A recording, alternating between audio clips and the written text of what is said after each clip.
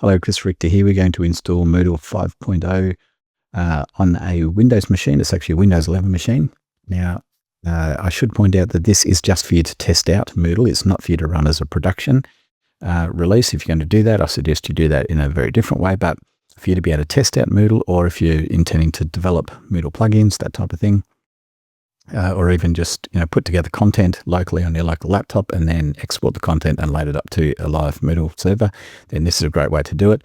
Now, this is installing on Windows, and I'm going to do this the very Microsoft way. So that is by installing IIS, which is a web server, which is part of Windows 11, then installing PHP, and then finally Microsoft's database, which is MSSQL, which is a database server, and all of those three are needed to be able to run Moodle 5.0. So let's jump in and have a look at the steps we need to do.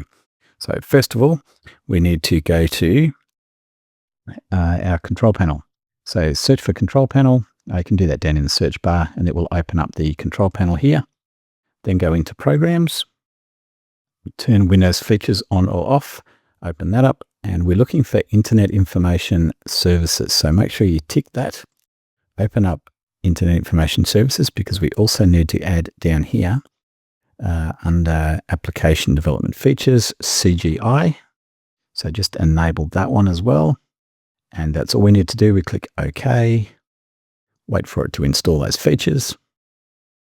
Once that's all done, we then need to do a restart on the computer. So you'll need to do a restart. I'll just pause this and I'll be back with the next steps. Okay, so we've restarted the computer. And we're going down here to the search bar again. We're looking for IIS. So just type in IIS, which is Internet Information Services Manager. Open that. And you should see in here your computer name and then site and a default website. So we're just going to test that works. Click on default website on the left. Over on the right, click on browse. If everything worked correctly, you should see the internet open up with that localhost homepage, which is exactly what we wanted. So that's part one. Got that done. All right, moving on. Next part. Now going to install PHP. To do that, we need to go to PHP for Windows, which is at windows.php.net/download. Now for Moodle 5, which is the one we're going to install on this computer, we need to go down to, and I did test a few of the other earlier ones, but the minimum requirement is PHP 8.2. So if we go down to PHP 8.2, make sure you use the non-thread safe version there, and we just click on the zip and download that file. We're going to unzip that and put it in the folder that we need to get PHP ready. There we go. There it is. So we're just going to open that file, and I'm just going to right click and say extract all, which is what we need to do. We're going to put this in a PHP folder that we've got in program files. So down in program files, I've got a folder called PHP, and I might just create a new folder because we may have multiple versions later on where you need to upgrade your PHP version. So we'll just call this PHP 8.2, PHP version 8.2, select folder and extract and continue. There we go. Do this for all items. That will unzip our PHP into our folder. There it is. Perfect. Now, the next part is a lot of fun because we need to set up all the settings for PHP. Moodle IIS setup. Here we go. So this actually has all the instructions that you need to go through this process. So feel free to go to this page if you're looking for it. It's just search Moodle Internet Information Services, or IIS installation, and it will go through the steps that I am actually doing. So you can see we've already done this little part here where we set up IIS.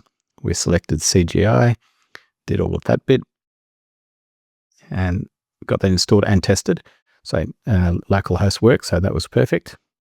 Now we're jumping down to the PHP install. We've downloaded this non-thread safe version and copied PHP into our folder, which is great. I'm just going to skip the register FastCGI handler and come back to that. I want to go down to the PHP configuration setup. Down here, you'll see a file called PHP production, or development and production.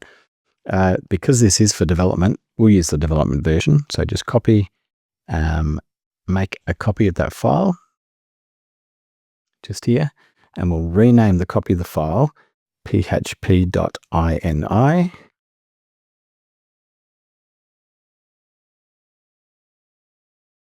like so. And we'll say yes to that. We want a .ini file. Continue. There we go, php.ini, and that's the initialization file that PHP will use. And because we're using Moodle, we have a whole heap of settings that we need to go and change in that, which will take us just a moment to do. So we need to edit that. Now, the way I edit this in here is simply go down to Notepad, right-click Notepad, and go Run as Administrator. We're going to keep that password. We're going to use that later. We go to File, Open, and inside our C drive, we've got program files. Our folder was PHP 8.2. Change the document type down here to all files. And PHP ini should be in here somewhere. I just went past it, didn't I? There it is. PHP ini, open that. And we need to go and change all these settings in here to match these ones. Now, how do we change them? Well, first of all, we're looking for curl. So I'm just going to go find curl. I find it easier just to hit find than looking through the document because this is halfway through. Here we go. So we've got curl. So what we do is we take the semicolon off from in front of extension, and that's like a comment tag. So we take that out, and we need to do that for all of these ones that it's got listed. So file info, GD is another one. INTL is another one. MB string. I should be looking at these, shouldn't I? I just seem to know them off by heart. Now, MySQL we don't need because we're not using a MySQL database. OpenSSL we do need, only because it'll come up with an error if we don't have that there, even though we're not going to use SSL. We don't need the Postgres one because we're using Microsoft's database. We do need the SOAP extension way down here. We do definitely need Sodium. We need Zip. The Zend cache is required. And then we've got all these other ones a bit further down. Now, what we do need to do though is we haven't actually told it where these files live that we've given access to. So there's these files called DLLs. If we jump back to our folder here, you can see there's an extension folder, and inside there is all the DLLs that relate to, see there's PHP INTL, MB string, which are all these ones over here that we commented. We need to give access to that folder or tell it, the ini file, to go there to use that folder. So let's just jump back, and it's actually the extension path that we need to set. And I can never remember exactly where it is. So I'm pretty sure it is, if I go file extension, I think it's a path. No. There we go, extension directory, sorry, not path. So we need extension directory equals ext. So that ext was that ext folder that we're in there. That ext folder that has the DLL. So we need to uncomment that for it to work. So that's another one that actually wasn't mentioned in here. Now we need to go down and find the rest of these and enable them. So I'm just going to go through and find this one, CGI force direct equals 0. So let's change that. We've got FastCGI impersonate. Again, that needs to be set to 1. So we'll just go find that. FastCGI impersonate, we'll uncomment that. Max input vars is an interesting one. Go find it, there it is. So uncomment that first and change it to 5000. And if you like, you can go and set your date time as well. That's up to you. This is a demo test one, so I'm not too worried about that, but you're welcome to go in and update the date time zone, which it tells you there and has a link even for that. Okay, so we make sure we save that. And that's all we need to do with our PHP ini file. So let's move on to the next step, which is actually setting up. We need to go back a step and register the FastCGI handler. So how do we do that? Go back here and we're looking for IIS, Internet Information Services. So I'll open up Internet Information Services again. In here we've got handler mappings. So we open up I'll move that across so you can actually see the instructions go with it as well. So we're talking about handler mappings here. Handler mappings. Over on the right-hand side, we just go add module mapping. The one there. And all we need to put in is asterisk.php. The module we're going to use is FastCGI. And the executable is in that folder we just created where we put PHP. So let's go find it. So we're in Program Files. We open up our PHP folder. We've got PHP 8.2 down here. Now we need to change that from DLL to EXE. And you'll see this php-cgi.exe. That's the one we want. So we just go OK. And we call this, in our case, FastCGI. We call it FastCGI Handler if you want, or just FastCGI. Doesn't matter. Naming doesn't matter as long as you know what it is. It says, do you want to create it? Yes, we do. Now we've got PHP assigned to FastCGI. The next step is jumping in to see if PHP is actually working. So there's a bit of a process to that test as well, how we do that. So what we need to do is in here we're going to add, and I'm just showing you where we are. We've gone into Windows iNet Pub www root, which is where this web server is actually sitting. If we go into the basic settings here, you can see that C iNet Pub www root is where the website is. So I've gone into that folder. We need to create a new file in here. So I'm just going to go to Notepad and create a new file. And I'm going to use this little bit of code here, which is a little bit of PHP. I'm just going to paste that in. We're going to save that. And we're going to save that into our inetpub www root folder. And the file type, I'll just change that to all files. The name that we want to give it is info.php. And you can see we're going to save that in there. So we'll just save that, close that out of the way, get rid of that for the moment. So we've now got info.php. If we go to our web browser and we put in localhost, you'll see that it comes up with this site can't be reached, and that's because our website isn't actually running. So we need to just click on start if it isn't already started. And there we go, that's appeared. Now at the end, after localhost, we just go /info.php and press enter. And if everything worked correctly and you installed all those steps with PHP, you should now see PHP version. There it is, 8.2 is the one we just installed. And down here, we've got all of the stuff that we enabled. So curl is something we enabled, date, DOM, EXIF, file info, all of that stuff, GD, all of that was enabled. So we've done that step.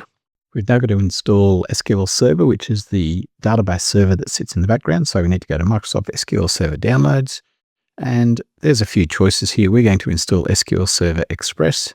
So we'll just click on Download SQL Server Express, and it will download an installer for it, which is just there. And we're now going to run that installer. And we'll just say basic install. We don't need to go any further than just the basic minimum install. We just choose install and we let it do its thing. While that's happening though, another thing that we should install, I'll go to Tools and Drivers, SQL Server Management Studio. Now this is the program that lets us create databases and access the databases and do all sorts of other things. So we need to go into that as well. Let's go down here and we're looking for, here it is, download SMS 2.1, SSMS, which is a SQL Server Management Studio. So let's click on that one, and there's the install for that. So I'll double click on that and we'll let it. It's to set up a few things for Visual Studio. That's fine, which is done. We don't need to add any other features to it. We can just say install, and it will download and install the SQL Management Studio. While that's happening, let's jump back to SQL Server and see how it's going. It's SQL Server Express, I should say, is what it's actually called. That's ticking along okay. Hey, SQL Server Express Edition is installed. One thing that's worth doing is just grabbing a copy of the connection string, although we shouldn't need it. It may be useful to you later on. So grab a copy of that and store it in a document somewhere. We can just choose close. And are you going to exit? Yes. Jump back to our Visual Studio installer. Just here, see where it's up to. It actually paused while it finished installing MSSQL, so that's okay there. And we'll let that one finish. Yeah, that's completed, and SQL Server Management Studio is done. So let's click Launch. We can check that SQL Server is actually installed and running. We can skip. We don't have to create an account to use this one. Here we go. SQL Server Manager. Would you like to try it out? We'll just say no. This connection's fine. So it's created this one here, Ricochet Office SQL Express. So that's this laptop, Windows Authentication, tick trusted certificate if it isn't already there. And we just choose connect. And if everything worked correctly, it should be a little green light just in the corner there, meaning that it's set up. We don't have a database yet. So we're going to right click, new database. We're going to call this our Moodle 5 DB. Moodle 5, go OK. We're also going to go down to security. And in logins, we'll just right click on logins. You log in. And in here, we're just going to put in, call it Moodle admin. It's fine. We want to turn on, make it SQL authentication so we can put a password in, because this is how we're going to get the Moodle application itself to log into the database. So we need to get Moodle admin, put in a password, and there is actually a password policy that may be set up, or we don't need to restart any of that. We can just untick those. We can leave the password policy on if you like. We'll turn off enforce password expiration because we don't need that. Put in a password, but it needs to be one that you remember. So remember I had that in that document back here somewhere. Password there. We're just going to use that random password just because we can. Put that in because we're going to use that later. Moodle admin is the Moodle user name as well. So we might put that above here. Moodle admin. So we've got both of those details, and the default database will be Moodle 5DB. So we'll just choose OK to that. Jump back here. And you can see now we've got in here our Moodle admin. We're just going to go into properties just to have a look. And under user mapping, just here, we need to choose the Moodle 5 database. We need to choose data reader, data writer, and data owner, DB owner. So make sure you choose all of those, tick the database as well, and OK. And that just means that that user now has access to that database when we go to actually use it. Now, at the moment, the database is empty. There's nothing in there, but that's OK. There's no tables or anything. That will all happen when Moodle runs its install. Okay, that's all we needed to get ready for the database. Next, we're going to download Moodle itself, which we need to then put into the web server and run. So we go to download.moodle.org, and it is Moodle 5.0 that we want. So we can just click on that and download the zip file for Moodle 5, which will appear just up here. Okay, we'll right click and extract all. And we just need to tell it where to put it. And we're going to put it in our Windows iNet pub, which is where we store our website, www root, and select folder and extract. Now let that run and extract all the files for us. So that's all unzipped into the Moodle folder just here. So you can see we've got iNet pub, www root, and then Moodle, which is where our Moodle folder, our Moodle application lives. We need to create another folder underneath that as well. And this one is called Moodle data. So just create that because we're going to use that later. Put all our Moodle data in. Next thing, jump back to IIS because we need to tell IIS where to look. We go to our default website, basic settings, and there you can see it says iNet pub w root. We need to change that to the new folder, which is under there with where Moodle is. There we go. So we choose Moodle. So now the website is looking at the Moodle folder. We can click OK. Go back to our website. There we go. That was our website just there. Now the info.php won't work anymore because we've changed where the website goes to. It'll come up with that error. So that's okay. We just need to change that to localhost. Now notice it's gone to that page there. We haven't told it to go to PHP specifically yet. So this is our next little step. We need to change what the website is that it goes to. Go to default document and double click. In here we go add. And for our default document, in here it is index.php. We just choose Okay, actually, I might set this at the site level instead. Go back to the site level back here, not the default website, but back to the server level. Go to default document, go add, and in here we're going to put index.php, and okay, that's correct. Got that in there. Back to our default website, and we're just going to restart the server so that that makes all those changes correct. Then we'll go back to our local website over here and go localhost. And it's telling us here that a default document is not configured for the requested URL, and directory browsing is not enabled. So if we just go /index.php, that will actually go to the Moodle files. We'll just jump back over to here and check that that default document went in. It didn't inherit it, so we're just going to go revert to parent and say yes. There we go. Now it's inherited it, so it's following it. Sorry, that was my fault because I deleted it out there to show you how to put it back in, and I shouldn't have. So I just had to go revert to parent so that it gets that index.php from the server level back up here. Cool. All right, so Moodle's started installing, which is perfect. That's exactly what we wanted to do. We can now go next because we're going to use English. It will come up here with our Moodle data folder, which is fine. So we can just go next. So that's that folder we created. Now you'll see here, the data directory Moodle data cannot be created by the installer. Let's just check if we've got Moodle data sitting there, which we do. And something I found I had to do is go back to the www root folder, go to properties,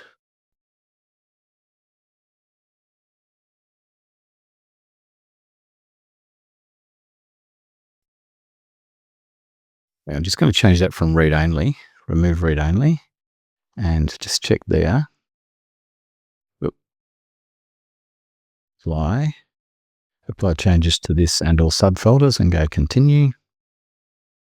It will just apply that so it's not a read only folder. Just remember this is for development testing, so this is okay to do it this way. We can go okay. We can go next. And all being well behaved, it did exactly what we wanted, and we've now got our Moodle data folder in there with the right permissions. And it's created some folders in there as well to use for the Moodle data folder. That's just where it stores all of the session data and all sorts of other things, templates and things like that that it needs. Okay, now it's telling us that we don't have our MySQL or SQL server available yet, so we need to make that available in PHP for this to be able to use it. Another thing you also need to do is install the URL rewrite module. This is in the directions here. We've got URL rewriting. This is just an extra function that you do need to do. It will make Moodle work a lot better. So please do this. If you're going to IIS and you don't have URL rewrite written in here for the default website, then I suggest going to URL rewrite module 2 for IIS. Go down here, tells you what all the features are and things. So you can download it from here. If you go to the URL rewrite, if you run down here, you can see there's a few versions. So just grab the, for me, it was the English x64 installer. So just run that installer. It will install, reopen IIS, and URL rewrite will be in there. So when we go into URL rewrite, we need to go in and create a new rule. So we just go add rule, make a blank rule, and okay. We'll just call this mod rewrite. And this is just for how it rewrites URLs in Moodle. It's just an essential thing that you have to have. So let's paste that in. Then we just need to make sure that's in the match URL, match the pattern and regular expression. Then we go down to the action, which is rewrite down here. So we've got action, rewrite is what we need. And we just copy and paste this part in here into that rewrite URL just there. And we also need to tick the stop processing of subsequent rules as well. Click on apply and back to the list of rules, and you'll see we've got mod rewrite in there now, which is that rewrite rule, which is what we wanted.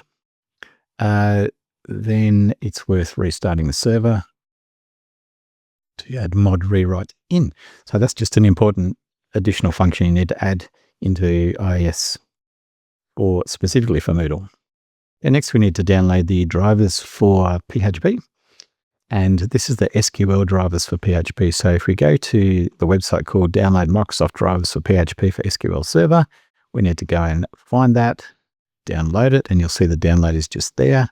And if we click on here, you'll see we've got SQL Server download. And if I open that and extract all, I'll just put it in here for now so we can have a look. You can see in here, we have the PHP SQL Server, all the different versions. Now we're looking at the NTS 8.2 version, x64. That's the one we're doing because we're using PHP 8.2. It's the non-thread safe one, NTS, and it's on 64-bit. So that's the one we want. Now we grab that DLL.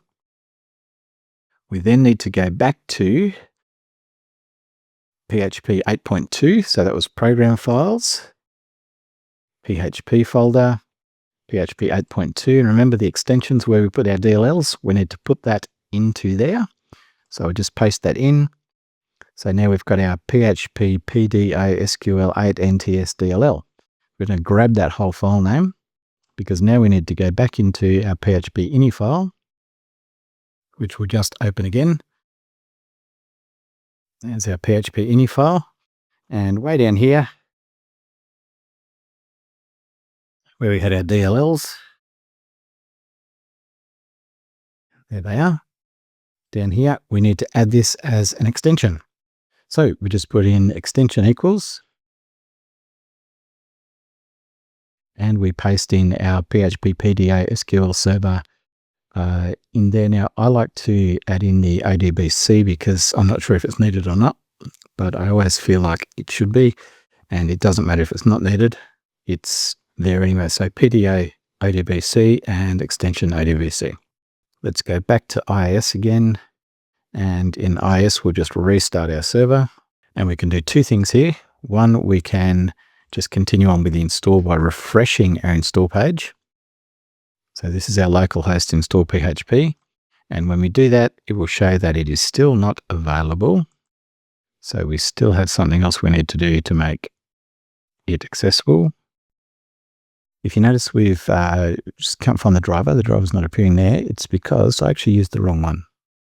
It's not PHP PDO SQL Serve. It should be just PHP SQL Serve 8.2 NTS 64, that one there.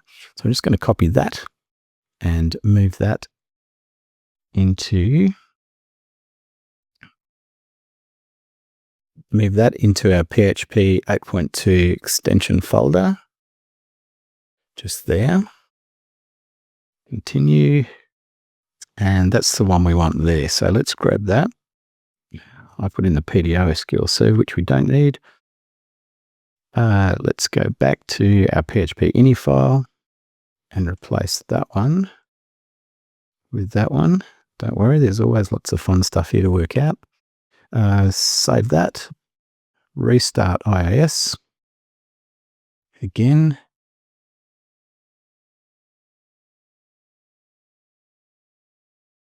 Reload. And you'll notice now that SQL Server is running in here. So we've got the right DLL now. Then we can go next, and we're up to the stage of connecting to our database.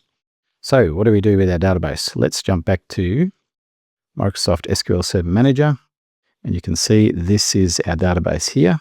All the settings. If we go to properties for this, you can see in here we have the name is Ricochet Office SQL Express. So we grab that name. That's the name that we're going to use, or that we need to put in here. So this is the database host. Is that the database name is called Moodle 5DB. So Moodle 5DB. The database user is this user down here, Ricochet Office. Sorry, it's not. It's Moodle admin. So let's put in Moodle admin. Make it case sensitive just in case. So Moodle admin.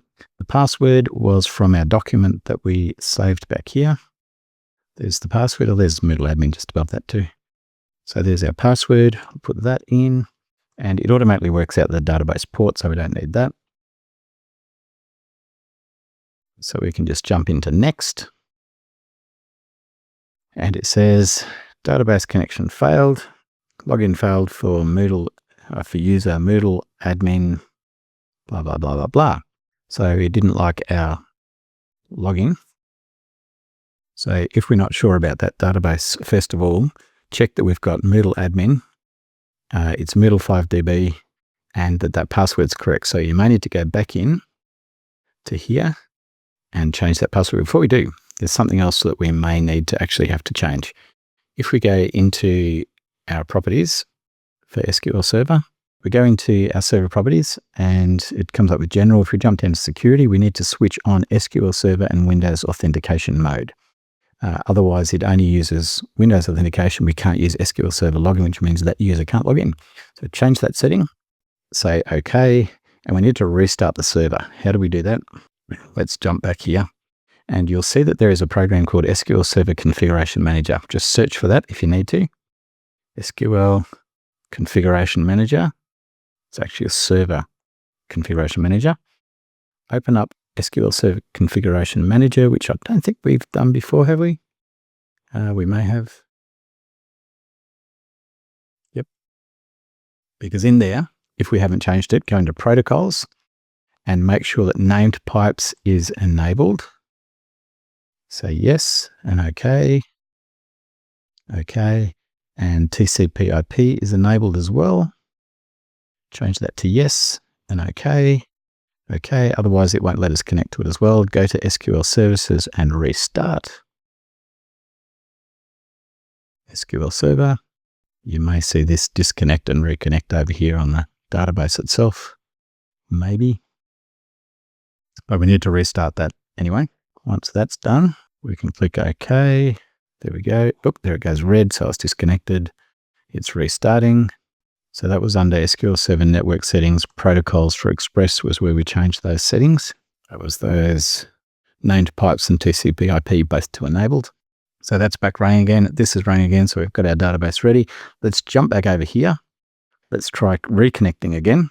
Now that we've actually allowed the Moodle user to connect to the database using a password, because before it would only do Windows authentication. Now we'll do Windows and SQL Server authentication.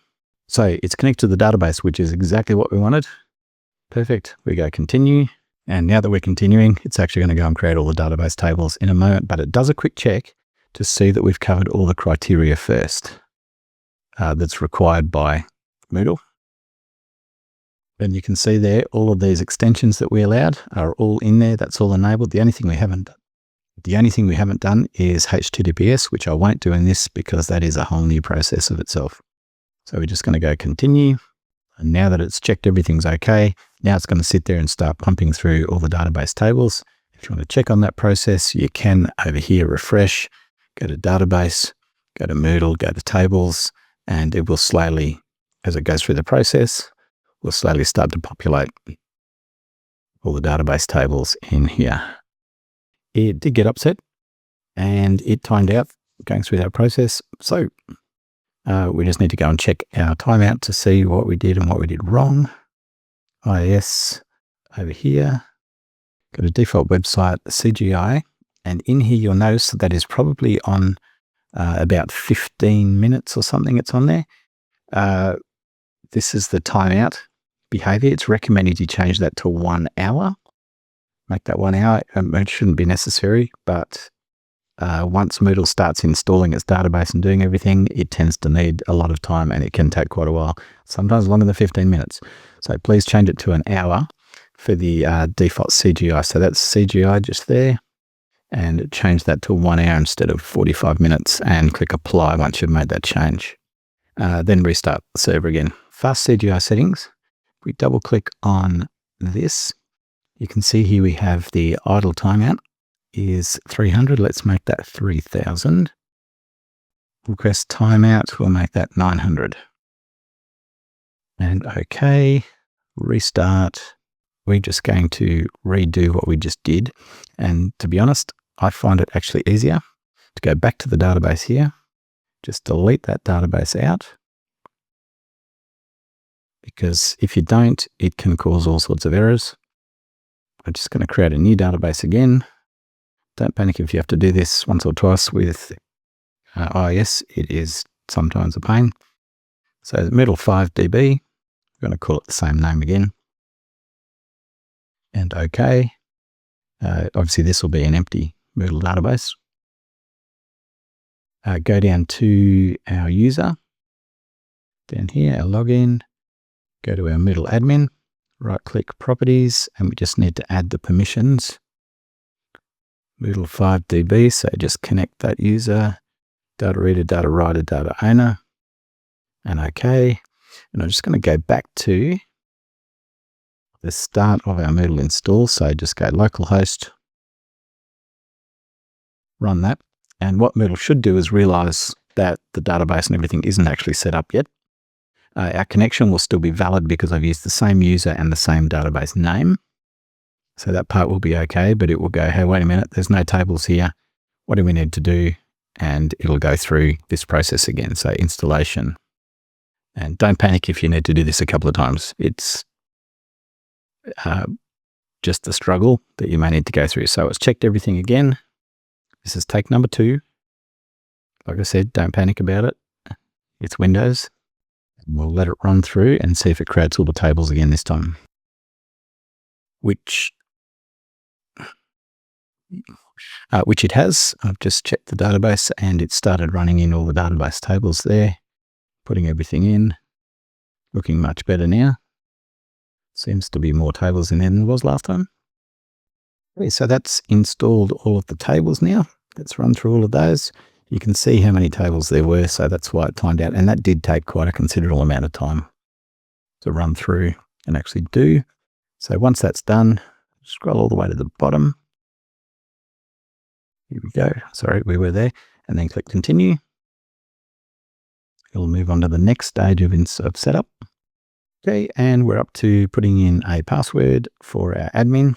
So this is the admin user password. So create a really good admin password there. We've got that one in there that I'll use for this, just for the exercise. There we go. There's an email address in there. And then I can go update profile. Make sure you keep a copy of that password and the username is admin, because we're going to use that when we log into Moodle in just a moment, because we're nearly at the point of having it all up and running. And hopefully you've got through about 3 or 4 coffees by now in this process of getting it installed. You may come across a spot where it says this page isn't working. Blacklist is currently unavailable, and that is because of an error. That may have happened because something wasn't right. How do we know what that is?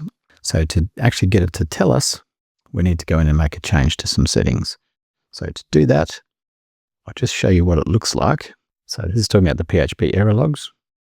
So what we can do is go in and put all of this inside our PHP ini file, and that will show the errors that are coming up here, or show us what the errors are, because at the moment we don't actually know what the errors are. So if we go into our config and make sure you put it after the hash config, just in there is the best spot to put it. Just get rid of those spaces because it feels better to me. Only because we've got that hash config there that needs the config location for it to actually be able to work. So we can just save that there and go back to our page. I'm just going to reload it now so we can see what the error actually looks like. And make sure you go back to IIS and restart as well. Restart the server, just so that it activates those PHP changes. That's okay. We just need to know if there are any errors. Now make sure you remove that bit of code. Remove that bit of code there later, because you don't really need it later on. But while we're going through this process, it is just really handy and worthwhile having, so we can see what is the errors, what is it on about, and what do we need to fix. Okay, so if you get the too many redirects happening, the next thing we can do is add in one other missing part that we haven't done, and this is about the URL rewriting. So down here, they have the hiding internal paths, which is the rewrite engine. So what we can do is copy that, go into our website, go into URL rewrite. In here, we can go import rules. We can paste all the rules in here. This is the rewrite rules. And you can have it see what it looks like as an XML, but We probably don't need to do that, but that's what it's going to add into the config file. We click apply, go back and restart our server again. Once it's restarted, we'll reload the page again. So if you're having trouble with it doing that complete looping and just keeps looping, go into Moodle data, and where it says the cache folder or cache, just delete that folder in the Moodle data one. It will recreate it, and it will hopefully prevent that looping from going over and over. So we've now got our login, so we can click login, and all things being equal, we should now be able to access Moodle, and in this case, Moodle 5.0. Right, it's asking for a site name, which is what we want, so we'll just call it Moodle 5. Moodle 5, don't need to give it a summary.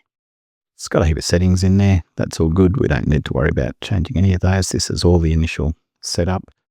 If you want information on that, that's a whole different thing. We'll just save changes. While it's doing that, we can actually jump back to our Moodle config and take out the error display messages that we put in before, because hopefully we don't need those anymore. And I'll just save that change. We'll go back, save changes, because it needs a support email, which is fine. It's just a required setting. And we're into Moodle 5.0. Look at that. How awesome is that? Now, the other important thing that hasn't happened yet is the cron, which we need to do. So we'll jump in and have a look at setting up the cron for iOS, which is a bit of a pain, but let's go and do it. So cron with Windows OS. Now there's two options. One is using the Moodle cron package setup, where you just double click on that and it does it for you. I've tried it. It doesn't work on my version. So maybe you can give it a go and it may be simpler for you, but otherwise I'm going to use the scheduled task. So to do that, we go into Task Scheduler, which you need to go down here, type in Task Scheduler and open up the Task Scheduler, which is just here. And we need to create a new task. So when we go create a new task, it opens up a new task for us. And I've already got one created here, so I'll show you what I put together. I've just called it Moodle cron. That's the cron task. So it'll run only when user is logged in. That's absolutely fine. The trigger is, when you create a new trigger, we'll just go and edit it so you can see what's in there. The trigger I set is just to run it daily. Repeat the task every 5 minutes is fine for this. And the cron task is actually a task that runs in the background to make sure everything gets updated in Moodle with the database and with any interactions that happen in the Moodle system. It's essential for Moodle to run. Make sure it's enabled. So we can go OK to that. The actions that we want, that's where it gets a bit interesting. Okay, we actually need to go to our PHP and look for the php.exe file. So if we go browse into our program files, into PHP 8.2, make sure that that's on all files, and we're looking for the php.exe file, which is just there.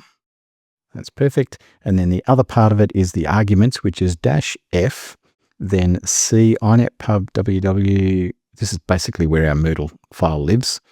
Admin cron php.